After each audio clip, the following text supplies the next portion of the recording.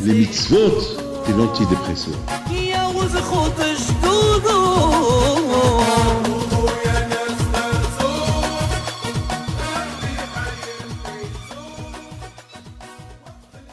Quelque chose me réveille à Botaï avec la permission d'Hachem. J'espère que vous allez bien. Cette semaine, c'est la paracha de Korah. Et dans cette paracha, on voit comment un homme qui était un grand tzaddik, comme Korah, et a banalisé beaucoup de mitzvot de la Torah. Il a manqué le respect à Moshe et à Aaron. Et à la fin, il a eu un châtiment terrible. La terre s'est ouverte. Elle a englouti. Lui et tous ceux qui étaient avec lui. Donc, on essaiera de comprendre qu'est-ce qui s'est passé exactement.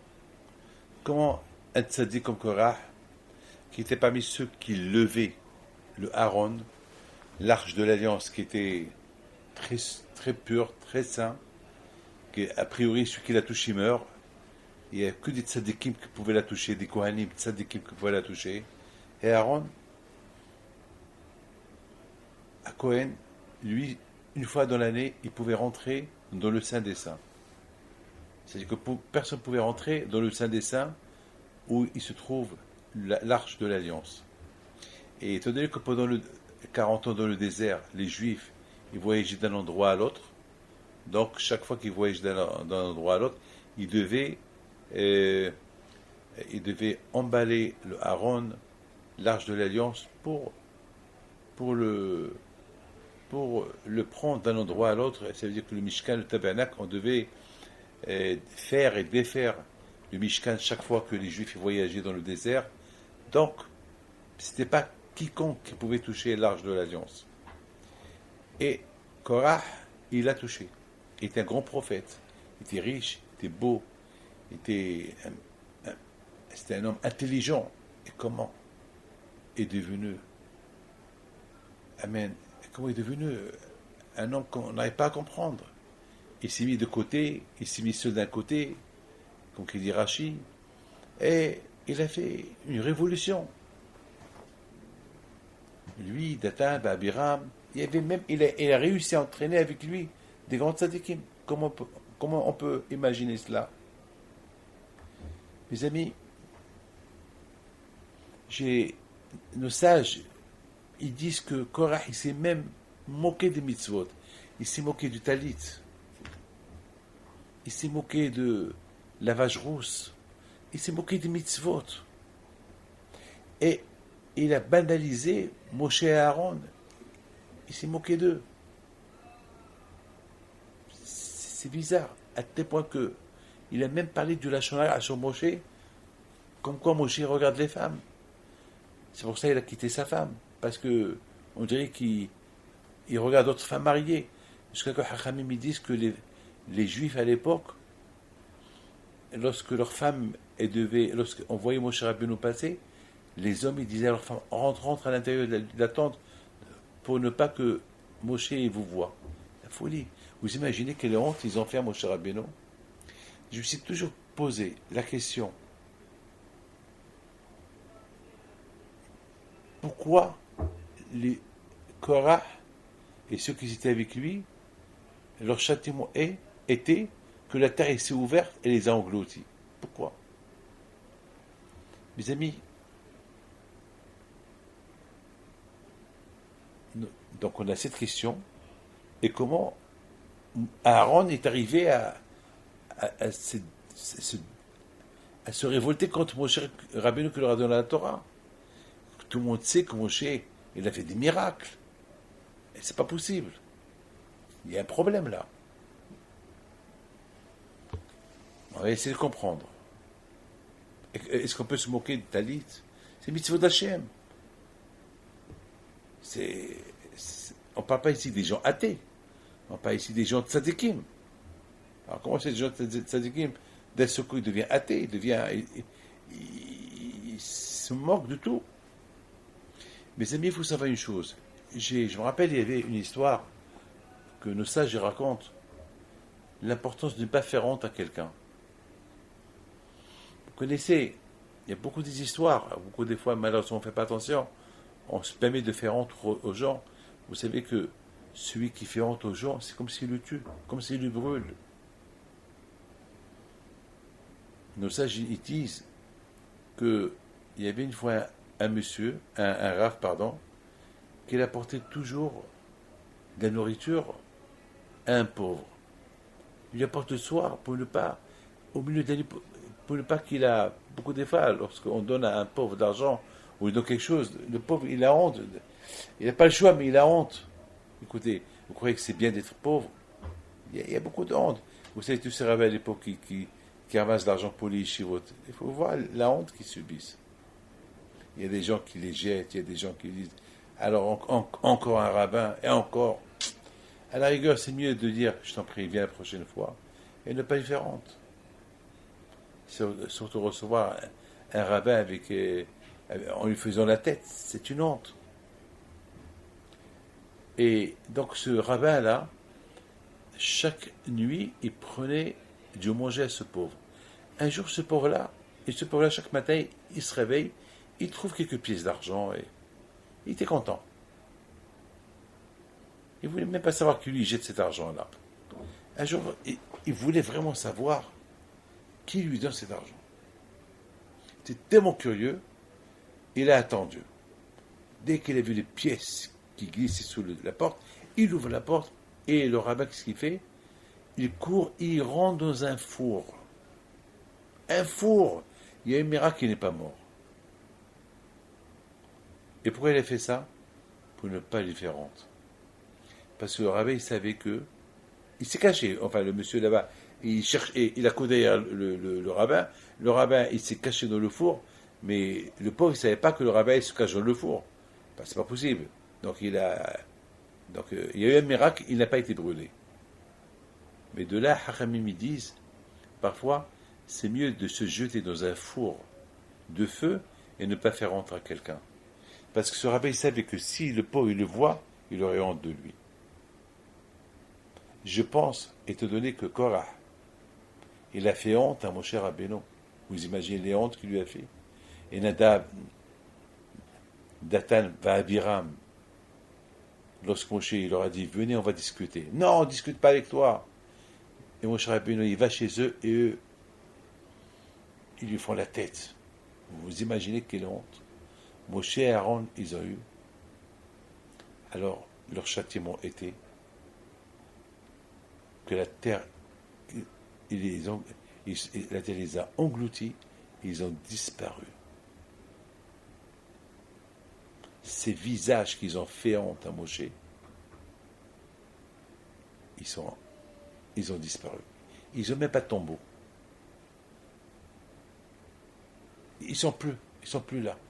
Ni eux, ni tout ce qui leur appartenait. Comme ça, il n'y a aucun souvenir de Korah et de sa famille. Rien. Même si Korah il a donné un stylo à quelqu'un, ou une pièce en souvenir à quelqu'un, la terre s'est ouverte, elle a englouti. C'est de la folie. Mais maintenant, notre question est toujours là. Comment Korah est arrivé à ça? Allez, écoutez bien. C'est écrit dans la paracha de Bechukotai qu'au bien il faut étudier la Torah et la répéter. Même si tu sais que tu connais, tu répètes. Je dois pardonner, vous savez, beaucoup de fois, je lis, chaque année on lit la même paracha. Et chaque année, je vois la paracha d'une autre manière. Je la comprends d'une autre manière. Et vous savez, j'ai vu mon Rav Michael Yehuda Lefkovitch Alav Shalom, qu'il a dit une fois que chaque fois qu'il étudie, même s'il a étudié la Gemara 20 fois, 40 fois, chaque fois qu'il étudie, chaque fois qu'il la répète, il la comprend d'une autre manière. C'est beau ça. C'est la raison pourquoi quand j'aurais dit, c'est dommage. Si vous étudiez la Torah et vous ne la répétez pas, il n'y a pas d'effort dans l'étude, dommage, vous allez rater beaucoup de manières comment la comprendre. Mais si vous voulez comprendre toujours la Torah d'une autre manière et la comprendre mieux, eh ben, il faut la répéter, il faut des efforts. Tu fais un effort, je fais avec toi un effort. Et c'est quoi l'effort que je fais avec toi? Que je vais te faire livrer, je vais te faire découvrir des secrets de la Torah. Et les secrets de la Torah, c'est comme lorsqu'on découvre un secret bancaire. Lorsque quelqu'un il a un compte en banque de 10, 15, 20 milliards, et il a oublié le numéro de ce compte-là, et voilà, il y a un miracle, il découvre son secret, eh ben, vous ne pouvez pas imaginer la joie qu'il a. Eh ben, c'est ça, mes amis. Mes amis, dans la Parashat Be'Hakodah, il s'écrit que et si vous respectez la Torah, vous aurez la paix, vous aurez la parnassa, il y aura la pluie, et qu'il y aura la paix dans le monde, et que tu n'auras pas d'ennemis, etc., etc. Mais si vous ne respectez pas la Torah, alors il y aura des malédictions, il y aura que Dieu préserve des Shoah, des mini-Shoah, la souffrance. Mes amis, écoutez bien.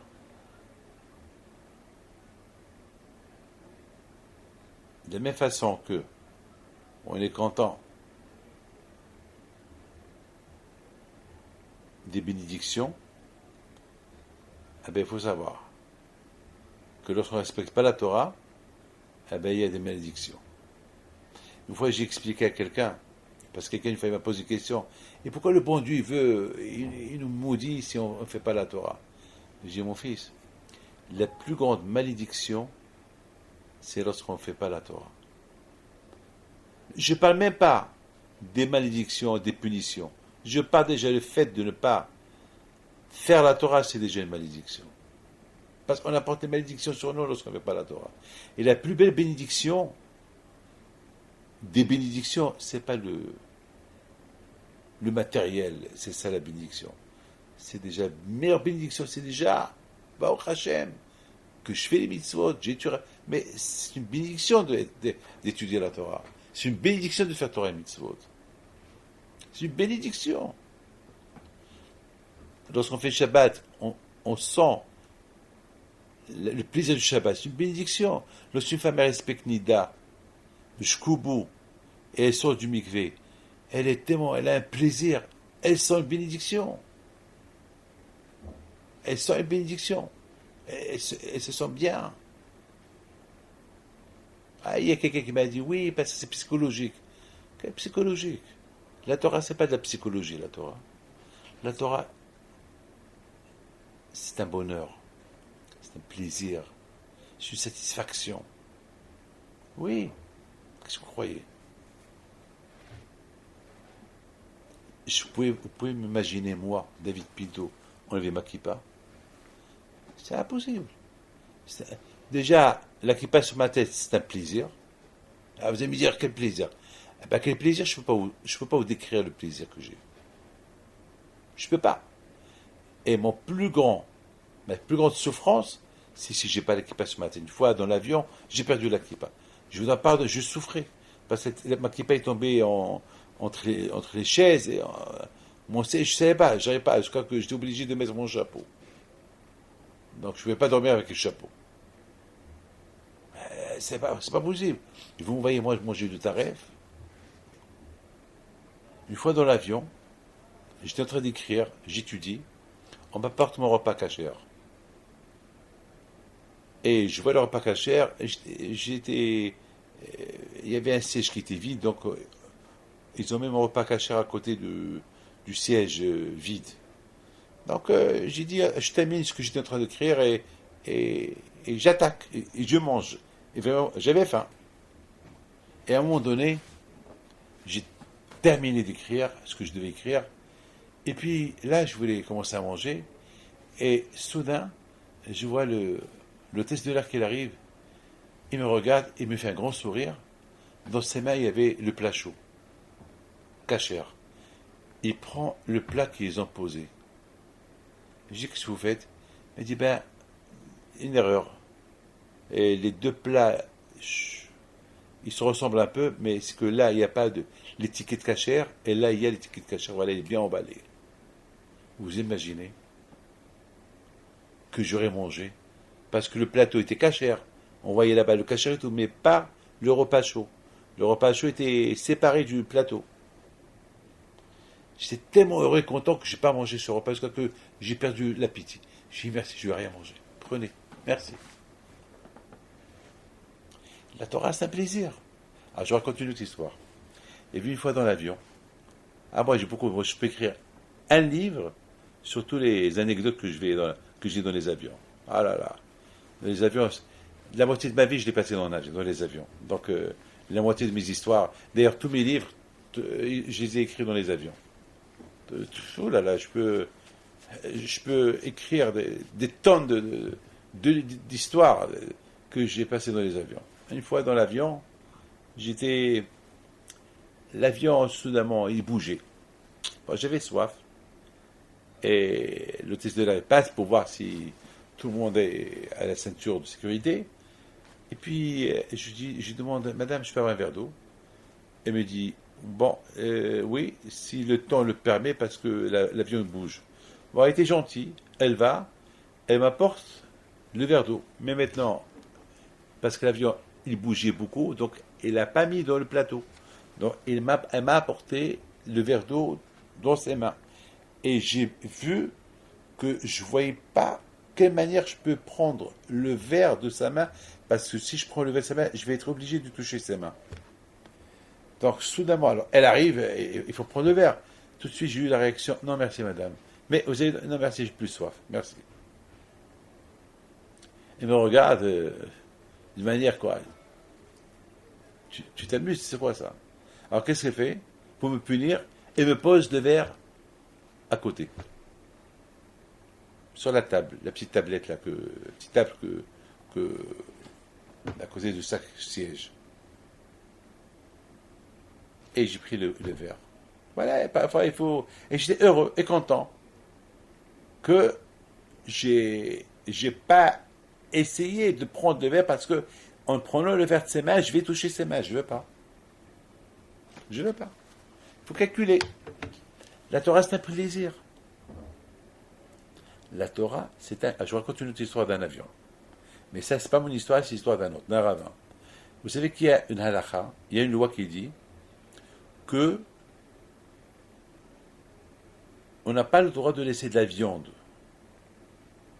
qui n'est pas supervisée devant des non-juifs de peur qu'ils te changent la viande. C'est de la rigolade tout ça. Dis-moi, qui va te changer ta viande contre sa viande? Personne. Mais si nos sages ils l'ont dit, c'est qu'avant ça se passait comme ça. Avant ça se passait pour que les non-juifs se moquent des juifs. Qu'est-ce qu'ils faisaient? Eh bien, ils vont changer leur viande et après ils vont se moquer d'eux. Ils vont dire, t'as vu la viande que tu as laissée tout à l'heure là-bas? Eh bien, je t'ai changé contre la viande non cachère et tu l'as mangée. Donc, à partir de là, Hachamim, ils ont fait un décret que la viande qui n'a pas été, c'est pour ça il y a les mashgichim, il y a des superviseurs qui surveillent dans les abattoirs, dans les bouchers, pour ne pas que quelqu'un il change la viande non cachée contre la viande cachée. Enfin, pour ne pas. Donc c'est la raison pourquoi il y a toujours, d'ailleurs, malheureusement beaucoup des fois, vous savez, beaucoup des fois, malheureusement pour certaines personnes, pour gagner de l'argent, qu'est-ce qu'ils font? Ils vont, je ne parle pas de tous les bouchers, mais il y a eu beaucoup de bouchers, malheureusement, même au Maroc, en France, même en Angleterre, même en Amérique, un juif très religieux, ben malheureusement, il était aveuglé par l'argent. Pour gagner de l'argent, il allait acheter de la viande non cachère et il la vendait et il faisait les étiquettes cachères et tout, et il gagnait un argent fou. Jusqu'à qu'un jour, grâce à Dieu, 20 ans, il a fait manger une communauté entière de la viande non cachère. Même des grands rabbins, malheureusement, ils sont tombés dans le piège. Parce que grâce à Dieu, un jour, il a été arrêté. Et les juifs, il y avait beaucoup de juifs qui étaient... Ils l'insultent du matin au soir. Enfin, pour l'argent, pour vous dire. Alors, il y avait ce rabbin-là, il y avait un rabbin américain qui devait voyager, était dans l'avion, Et voilà, dans l'avion, ils ont commencé à distribuer des sandwichs pour les passagers, en plein vol. Alors, ce rabbin qui s'y fait, il prend son sandwich à lui personnel, que sa famille a préparé, il va aux toilettes pour se laver les mains. Alors, vous savez très bien que si ça ne sent pas mauvais dans les toilettes, vous pouvez faire Nitilat Yadayim aux toilettes, dans l'avion, mais la bracha, tu l'as fait dehors. Mais si ça sent mauvais dans les toilettes, donc on n'a pas le droit de se laver les mains dans les toilettes. Alors, comment on mange, si vous avez faim, comment vous allez faire? Eh bien, il faut demander à votre rabbin qu'est-ce qu'il faut faire. Il y a des solutions. Pour tout, il y a des solutions. Bon, ce rabbin, il se lave les mains pour manger son sandwich. Il arrive, il voit son sandwich, et après, il décide de ne pas manger le sandwich. Alors, son voisin à côté, le passager à côté, lui dit, je peux vous poser une question? Il dit oui. Il lui dit, je vois que vous êtes préparé pour manger votre sandwich, vous n'avez pas mangé le nôtre, parce que certainement c'est pas cachère. Je sais que vous les juifs vous mangez que du cachère, et là c'est du ham. Mais ce que je comprends pas, pourquoi vous mangez pas? Ça fait 1 heure que vous avez préparé votre sandwich et vous ne le mangez pas. Il lui dit, si je vous dis quelque chose, vous allez rigoler. Il dit, pourquoi je vais rigoler? Il dit, non, vous n'allez rien comprendre. Je vous en prie, faites-moi plaisir, dites-moi. C'est important pour moi de savoir. Il dit, puisque c'est important pour vous de savoir, et je vous dis. Il y a un halakha qui dit que lorsque on n'a pas le droit de laisser de la viande cachère devant un non-juif, de peur qu'il te change ton sandwich. Et de peur qu'il te change la viande. Alors le voisin lui dit, mais c'est bidon ça. Pourquoi vous croyez que moi je vais vous prendre la viande de votre sandwich et vous mettre la viande de mon sandwich dans la viande dans ton sandwich à toi? Il dit justement, c'est ce que je vous ai dit tout à l'heure. Vous allez me prendre pour un fou. Mais c'est ça la loi. La loi elle est comme ça. Je ne peux rien faire.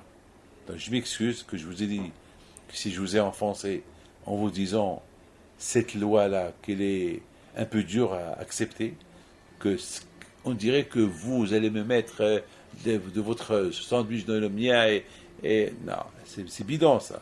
Mais c'est ça la halakha. Le goy il dit rien du tout. Il le regarde, il a des larmes dans les yeux. Et le juif lui dit, le rabbin lui dit, pourquoi vous pleurez? Il lui dit, votre Torah elle est extraordinaire. Pas justement moi. J'aime pas trop les juifs. Je vous le dis. Je pense parce que les juifs ils disent on est le peuple choisi, on est le peuple de la Torah, etc., etc. Donc, quelque part, je vous aime pas.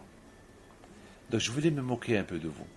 Lorsque vous avez préparé votre sandwich, j'ai pris un peu de...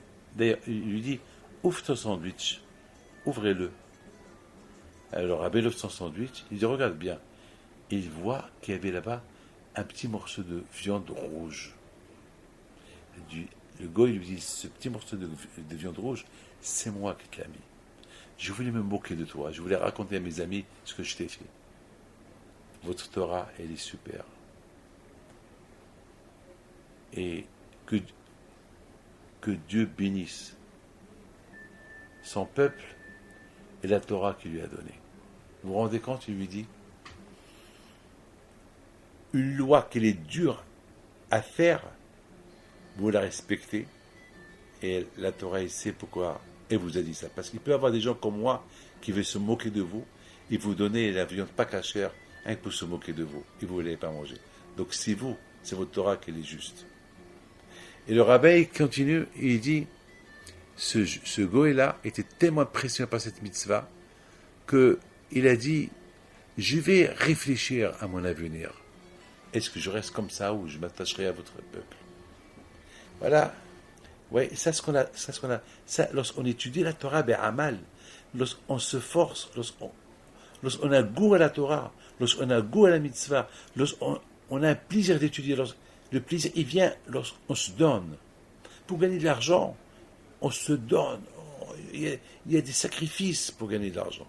Et une fois que tu as gagné plein d'argent, eh ben, tu te fais un plaisir de les dépenser. Voilà. Eh ben, ça valait la peine. Voilà. Je suis milliardaire, je suis riche. Voilà. Mes amis, je pense que, justement, de la paracha de Behokotay, la Torah là-bas, elle dit comme ça.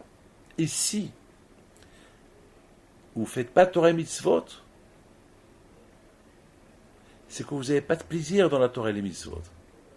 Donc, Hachem, il va vous punir pour que vous allez faire Teshuvah et vous allez commencer à faire les Torah et Mitzvot de force pour que plus tard, une fois que vous allez faire la Torah de force, vous allez faire Teshuvah et une fois que Hachem, il va arrêter les souffrances de venir sur vous, déjà, vous avez pris goût à la Torah et vous allez continuer. Mais il y a un passage que dans Hakotai dit comme ça. Ici, vous ne faites pas Torah et Mitzvot. Écoutez bien ça. Ici, vous ne faites pas Torah et Mitzvot. Et après, vous allez faire Teshuvah. Après, je vais vous punir. Alors, j'ai vu des grands tzadikim qui posent des questions. A priori, si quelqu'un il ne fait pas Torah et Mitzvot, il a fait Teshuvah, Kadosh Baruch Hu, il va accepter sa Teshuvah. Pourquoi Kadosh Baruch Hu, il va le punir jusqu'à qu'il enlève le mal de lui. Mais il a fait Teshuvah. Pourquoi tu veux le punir? Pourquoi tu veux le punir? Vous savez ce qu'il répond? Il répond une réponse spectaculaire, ce rabbin-là, que j'ai oublié quel rabbin. C'est un grand tzaddik, un grand rabbin. Il dit que ben mettre quelqu'un qui fait des fautes, il fait la teshuvah, vidvadou, et ils ont fait teshuvah en mentionnant les fautes qu'ils ont fait à Hachem. J'ai fait ça, pardonne-moi. Là, bien sûr, Hachem, il va leur pardonner. Mais s'il n'y a pas le vidouille, si les gens, ils ont des problèmes, ils n'étaient pas dans la Torah, et Akash leur apporte des problèmes, et ils font teshuvah, mais sans renoncer. Il n'y a pas eu de vidouille, il n'y a pas eu de Hachem, pardonne-moi pour telle et telle faute, Alors cela, Akash il va les punir, jusqu'à qu'ils vont faire teshuvah pour telle et telle faute et telle faute. C'est-à-dire que finalement, lorsqu'on fait teshuvah, c'est pas Hachem, pardon les fautes que je t'ai fait, et voilà, ça y est. Non, ça ne marche pas comme ça. Comment ça marche avec Akadosh Baruch Hu? Lorsqu'on fait des choses pas bien, on va faire un vidvadou. On va prononcer quelle faute on a fait. Et après on dit à Hachem, cette faute-là, je ne la fais plus. Cette faute, alors si tu fais ça, Akadosh Baruch Hu ne te repunit pas. Mais si tu fais une teshuvah sans mentionner le genre de faute que tu as fait, c'est que tu n'as pas fait une teshuvah réelle. Pour ça, tu seras, Hachem, il va te réveiller. Que Dieu préserve. Mes amis, il faut savoir une chose. Un homme, mes amis, qui s'acharne dans la Torah, bien sûr, ne me dites pas qu'un homme qui s'acharne dans la Torah, qui fait des efforts dans la Torah, qui ne va pas fauter dans sa vie. La faute, elle est humaine. Vous croyez David Peter, regardez-moi, je ne vous croyez que je ne fais pas des fautes? Moi aussi, je suis un être humain comme tout le monde. Bon, beaucoup de fois, je craque, je fais des bêtises. Vous ne croyez pas que je suis à 100% tzaddik? Non. On tombe, on craque. Mais le plus important est un homme qui aime la Torah et qui aime Dieu, et un homme qui vraiment il se sacrifie pour la Torah, lorsqu'il faute, il va faire une bonne teshuvah, il va décrire la faute qu'il a fait. Grâce à la Torah qu'il a étudiée avec amal, avec effort, il va tout de suite comprendre, c'est à cause de ça que j'ai eu cette punition. Ça, la bataille, Miet va reconnaître la faute qu'il a fait. Il va décrire la faute qu'il a fait. Le plus important, c'est de reconnaître. Reconnaître et décrire. Ça, c'est parce qu'on reconnaît, on décrit la faute qu'on a fait, on ne va plus la refaire. C'est ça, mes amis. C'est ça le plus important, c'est ça.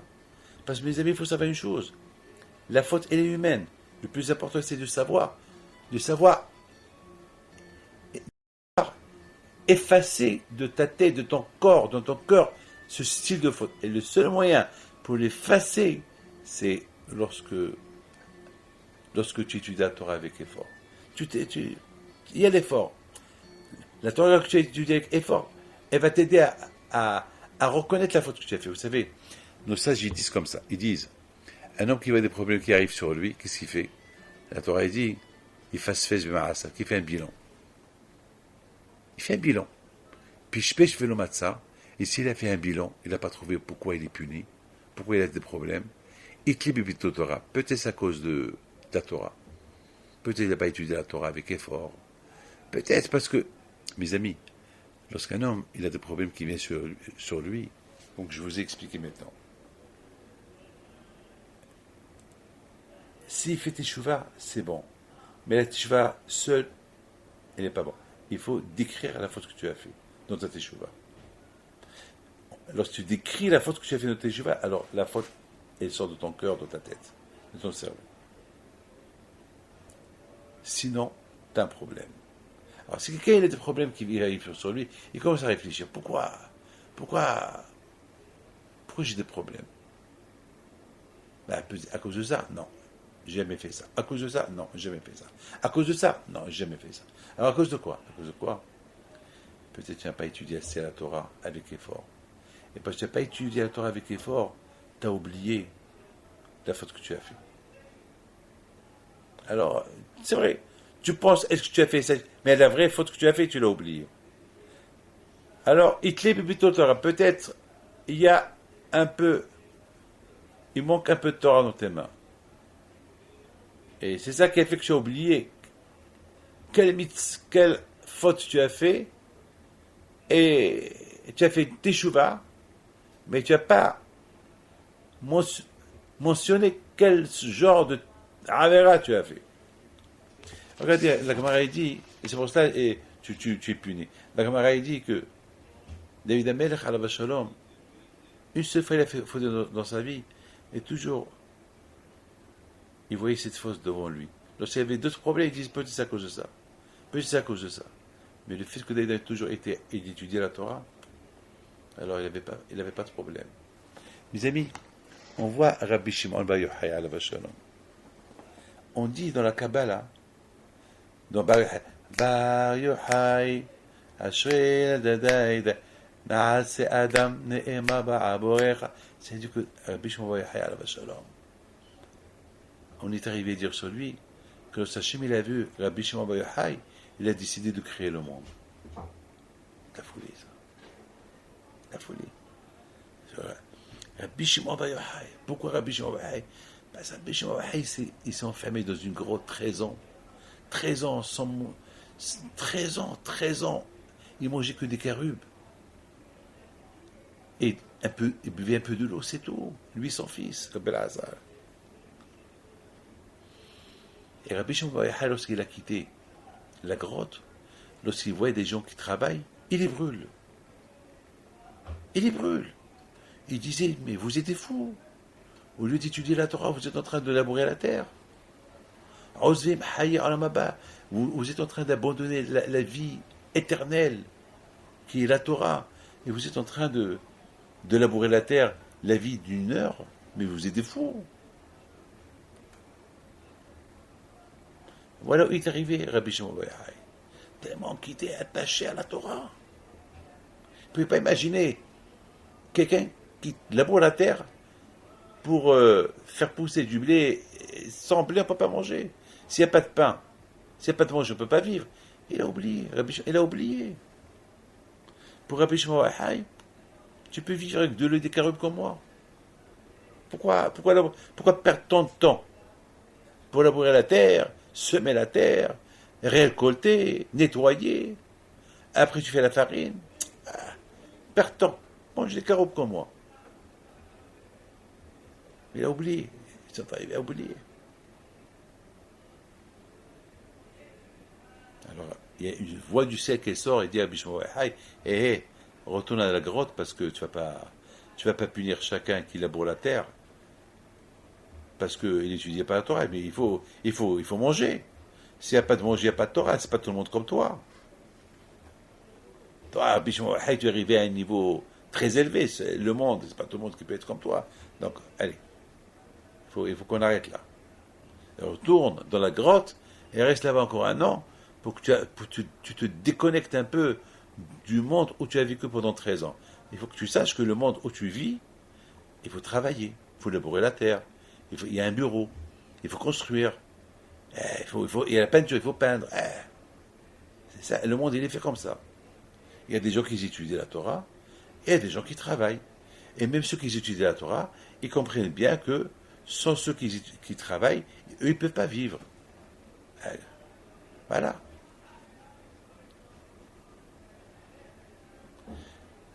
Un an plus tard, Rabbi Shimon bar Yochai sort, il voit un juif qui court avec 2 bouquets de fleurs. Il lui dit, où tu vas? Il lui dit, ce soir c'est Shabbat. Alors c'est quoi ça dans tes mains? 2 bouquets de fleurs. Et pourquoi 2 bouquets de fleurs? Eh bien, les chevaux de Shabbat. Et pourquoi 2? Pourquoi pas un seul bouquet? Eh bien, Shamor Vezachor. Un bouquet pour me rappeler que c'est Shabbat, et un bouquet les chevaux de Shabbat. Comme les gens qui ont une bague, la bague, elle les rappelle qu'ils sont mariés. Mais ils sont mariés, mais je sais. Et il y a la Ktuba. La Ktuba, c'est une chose, et la bague, c'est une chose. La bague, elle rappelle, je suis marié. Voilà. J'ai vu dans un livre qui dit que Rabbi Shimon bar Yochai, il dit à son fils Belazar, tu vois, combien les Juifs, ils aiment les mitzvot. Parce qu'il aurait pu Hiboub mitzvah. C'est pas écrit dans la Torah d'acheter un bouquet de fleurs pour Shabbat. Et celui-là, non seulement qu'il achète un bouquet, mais il achète 2 bouquets. Tellement qu'il l'aime. Il aime la mitzvah du Shabbat. Mon fils, il faut qu'on se calme. Regardez quoi. Eux qui ne connaissent pas ce que nous on connaît, ils connaissent au moins une chose. Hiboub mitzvah. Aimer la mitzvah. Regardez, tellement qu'ils aiment la mitzvah du Shabbat, le respect du Shabbat, c'est ça qu'ils achètent 2 bouquets de fleurs. Un pour le Shabbat, un pour se rappeler que c'est Shabbat. Shamor Vezachor. Moi j'ai dit que ces 2 bouquets de fleurs qui rappellent la Torah orale et la Torah écrite. Parce qu'il y a des mitzvot que Hachem il a donné à Moshe Rabbeinu pour Shabbat, il y a des mitzvot que les secrets de la Torah. Alors, Bishon il dit à son fils, tu vois mon fils, nous pendant 13 ans on a étudié les secrets de la Torah. Eux, ils n'ont pas le temps, ils ne savent pas le temps, ils ne savent pas les secrets de la Torah. Au moins ils achètent 2 bouquets de fleurs. Un pour la Torah écrite, et l'autre c'est pour la Torah orale, les secrets de la Torah qu'eux ils ne savent pas.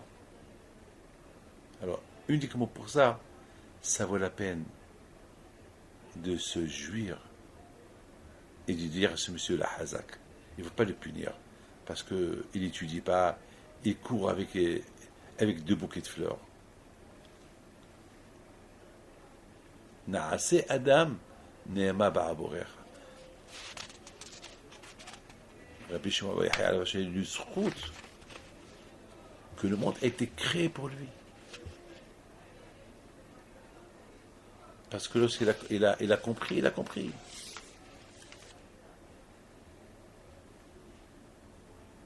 Il a compris que le monde, il n'est pas fait que.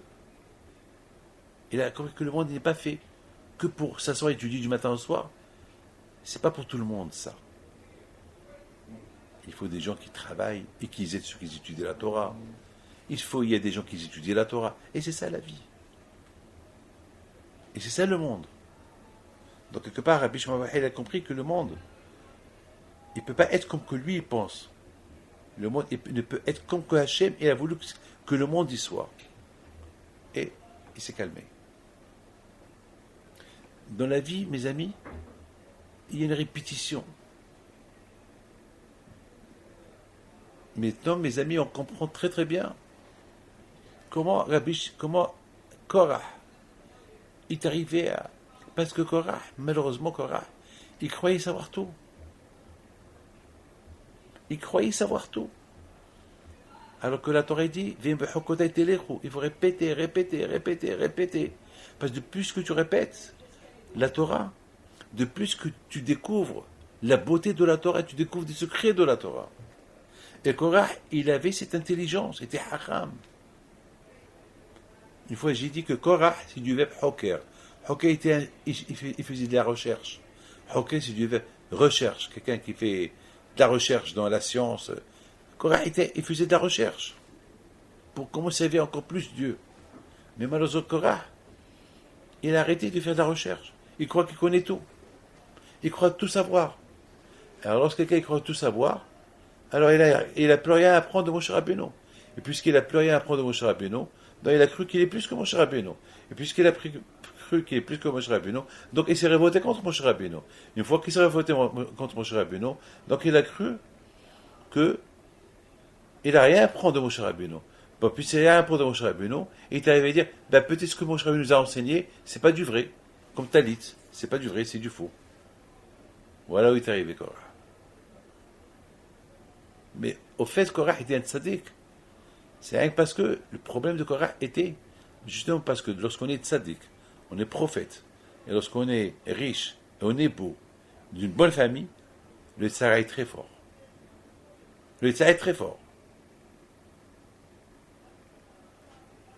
Comme ce nazir, il y avait un nazir, qui a fait un vœu qui ne boit plus de vin.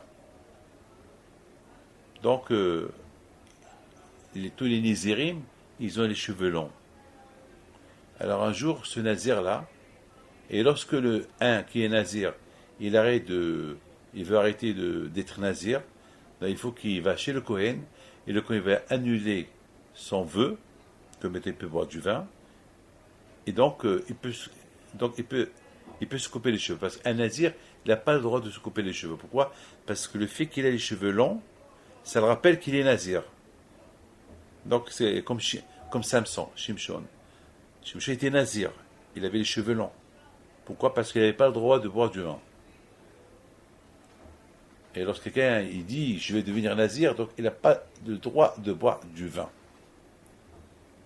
Et quelqu'un qui devient nazir, il ne faut plus qu'il coupe les cheveux. Il faut que ses cheveux ils deviennent longs. Donc, le jour qu'il veut arrêter d'être nazir, donc il va chez le Kohen, et le Kohen il lui annule d'être nazir. Alors ce monsieur-là, ce nazir, vient chez Shimon HaTzadik, il était beau, ses cheveux longs, bel homme. Et Shimon HaTzadik était fasciné de ce beau visage. Il dit, mon fils, pourquoi tu veux arrêter d'être nazir? Pourquoi? Mais celui comme j'ai dit, celui qui veut arrêter d'être nazir, il faut qu'il apporte korban hatat. Il faut qu'il apporte un sacrifice de la faute. Et le Kohen, il lui annule. Après là, il peut couper les cheveux et il peut boire du vin. Alors, Shimon HaTzadik dit, mon fils, pourquoi tu veux arrêter? Il dit, mon père, le Kohen Gadol, mon tzaddik, Shimon HaTzadik, je suis berger. Et alors j'ai pris mon troupeau vers l'eau pour boire. J'ai vu le reflet de mon visage à travers l'eau et j'ai vu que j'étais beau. Alors j'ai décidé de détruire ma beauté, d'arrêter d'être nazir et de me raser les cheveux. Être nazir, c'est un sacrifice, ne pas boire du vin. Mais si le Tzara, il veut m'avoir par ma beauté, je préfère mouchir, enlever mes cheveux. Shimon HaTzadik qui l'embrasse, il lui dit que Dieu fasse qu'il y ait beaucoup de gens comme toi. Parce que malheureusement aujourd'hui, qu'est-ce qu'on fait? On veut être beau. On se met devant le miroir, on se coiffe, et pour être un bel homme, on s'en fout. Comme ça, comme les gens ils disent, chauffonnez, regardez-moi. Ah, je suis beau, je suis bien. Je sens beau. santé, regardez-moi, je suis belle, je suis beau. Et les femmes, ils se maquillent pour qu'ils soient belles. C'est péché. C'est le Tzara, tout ça.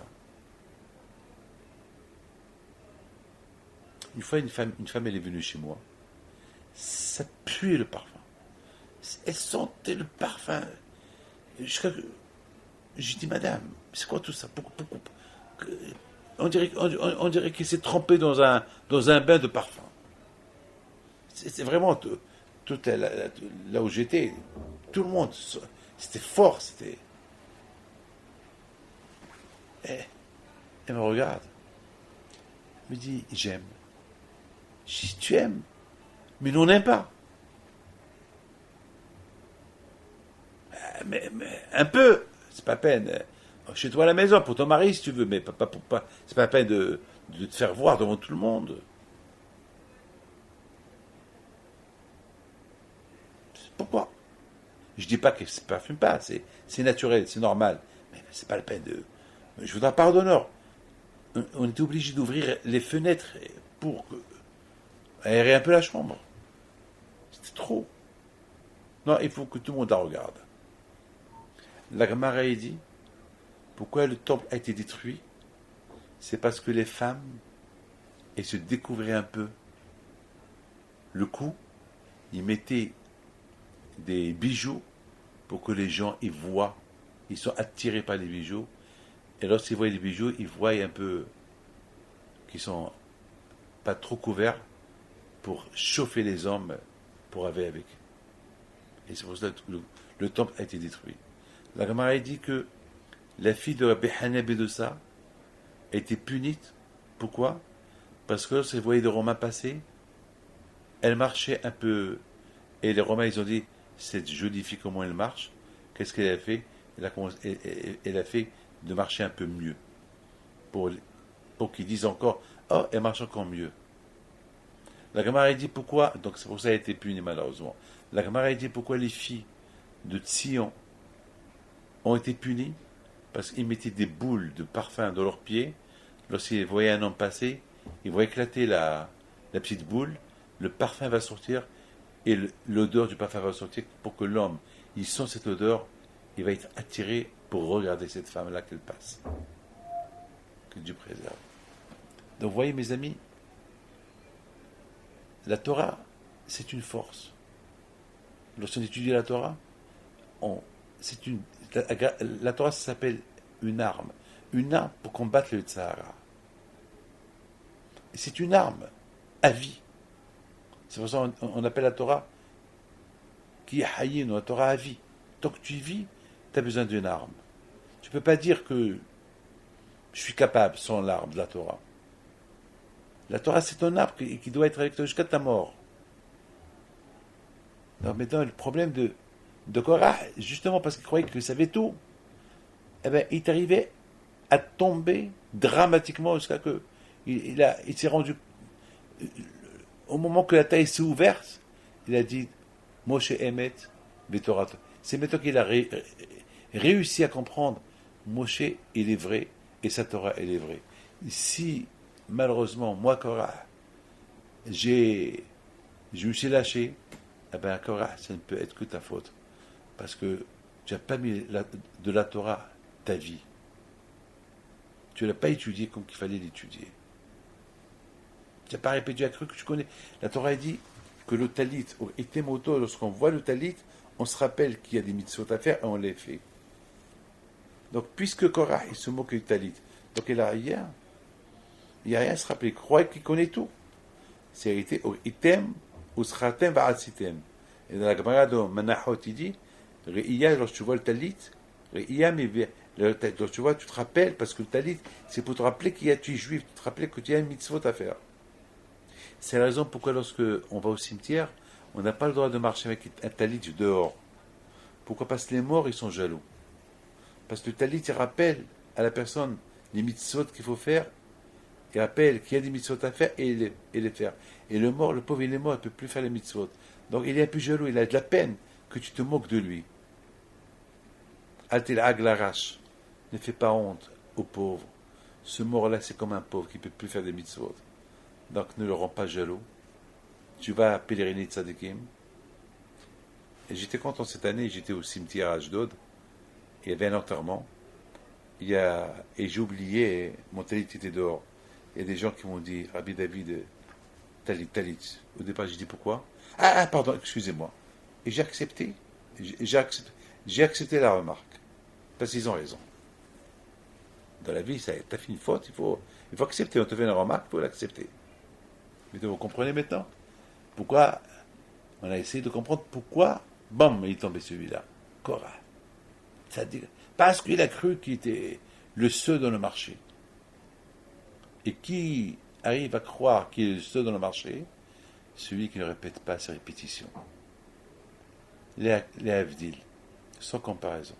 Les acteurs, lorsqu'ils veulent tourner un film, ils répètent.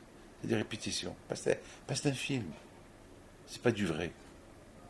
Parce qu'il va tourner un film, même l'histoire, c'est elle est vraie.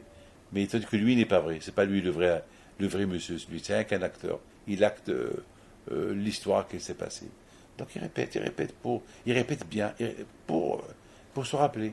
Les Havdil, que Dieu préserve, sans comparaison à ces bêtises-là, pour être un vrai, il faut répéter la Torah. Il y a une différence entre un acteur et un vrai. Si on veut être des gens vrais, et pas des acteurs du cinéma, on fait ça parce qu'on veut faire, on sent faire, on veut étudier, on fait la mitzvah. Il faut répéter la Torah. Tu répètes.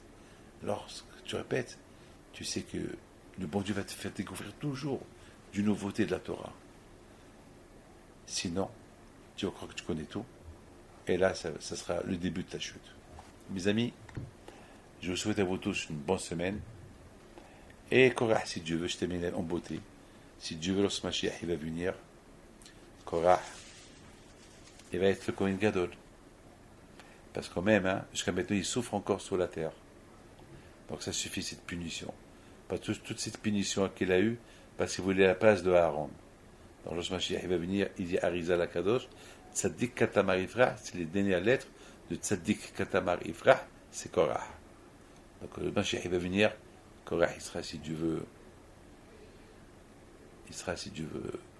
le Kohen Gadol. Mes amis, que Hashem il vous donne bracha v'atzlaha, la santé, la joie, la prospérité. Je voudrais simplement vous raconter une petite belle histoire qui m'a raconté un certain Layani de Lyon. Et lui, chaque année, il vient avec Noël et Lula de Rabbi Himpido au Maroc. Et son fils, qui est petit, malheureusement, il ne marche pas. Chaque fois qu'il vient à la Lula, il m'accompagne. Et chaque fois, il me demande une bracha pour son fils qui marche. Et chaque jour, je lui dis, si Dieu veut. Et cette année, lorsqu'on était à la Lula cette année, la dernière Lula de Rabbi Himpido, il m'a accompagné, c'est lui qui m'accompagne à gauche et à droite, à Essaouira. Il m'accompagne. Il me dit, Rabbi David, cette année, après la Iloula de Rabbi Himpido, je veux que mon fils, il marche, il parle. Je dis, Bisrot Rabbi Himpido, que l'année prochaine, tu l'amèneras. Il parle, il marche. Il parle bien, il marche. Mes amis, cette année, après la Iloula de Rabbi Himpido, lorsque, pendant la fête de Sukkot,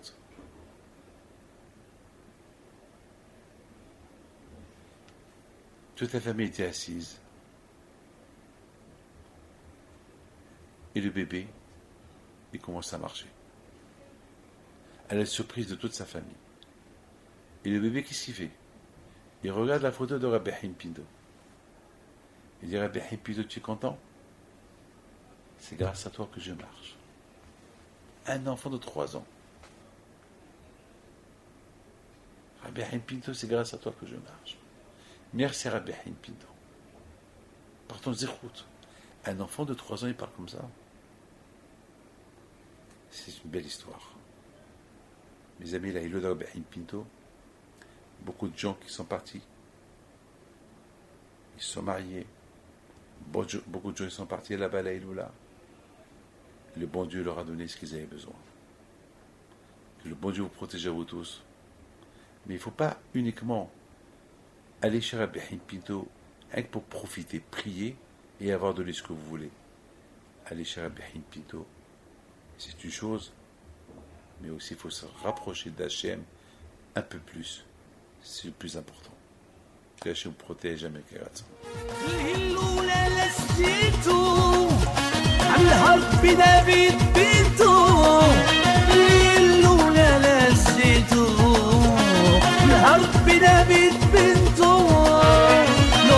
العيالات صغرتو على ربي دافيد